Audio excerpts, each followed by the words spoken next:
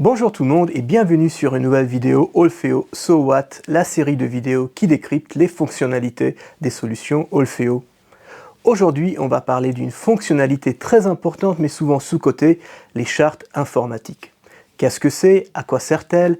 À quel risque vous exposez-vous si vous ne l'utilisez pas? Et surtout, comment utiliser les solutions Olfeo pour simplifier leur déploiement et leur gestion? Allez, c'est parti! Commençons par la base. Une charte IT, c'est quoi? C'est un document qui définit les règles d'utilisation des systèmes informatiques ou ressources numériques qu'un employeur met à disposition des collaborateurs. Par exemple, elle peut préciser les possibilités d'installation des logiciels, les limites d'utilisation d'Internet ou encore la protection des données sensibles. En clair, elle sert à garantir que chaque collaborateur sait comment utiliser les ressources de manière responsable, tout en respectant la sécurité de l'entreprise. Elle permet typiquement d'éviter les usages détournés, volontaires ou non, des ressources IT. Vu que la politique informatique peut varier d'une entreprise à l'autre, et c'est tout à fait naturel, il est essentiel d'être précis et exhaustif pour que les collaborateurs n'aient pas de doute sur comment utiliser tel ou tel outil ou ressource. Alors, que se passe-t-il si vous n'avez pas de charte informatique ?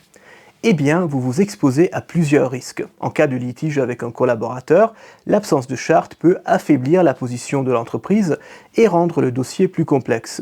De même, des pratiques inappropriées, volontaires ou non, par méconnaissance des règles, peuvent impacter la sécurité ou même la productivité de l'entreprise. Nous ne pouvons donc que vous recommander fortement l'utilisation des chartes IT. Une fois que vous avez décidé de l'écrire, la charte IT doit être communiquée clairement aux employés et intégrée dans leur règlement intérieur.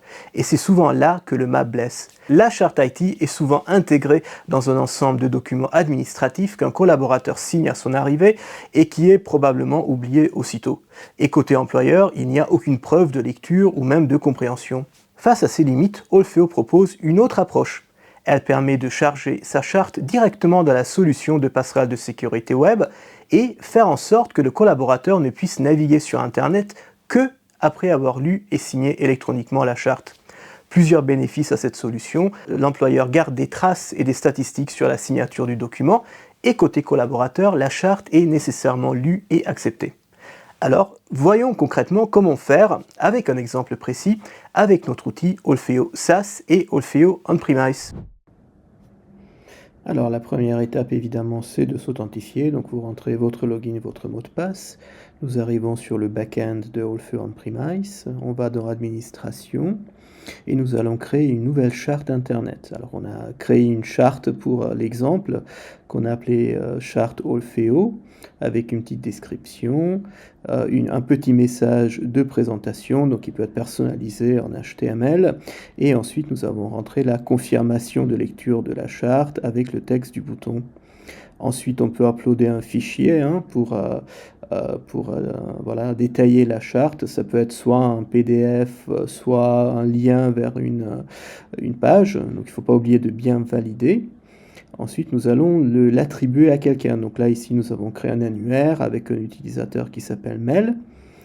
Nous allons aller dans Administration. Nous allons ensuite faire en sorte d'attribuer cette charte-là, donc cette charte Internet qui a été créée, à l'utilisateur Mel.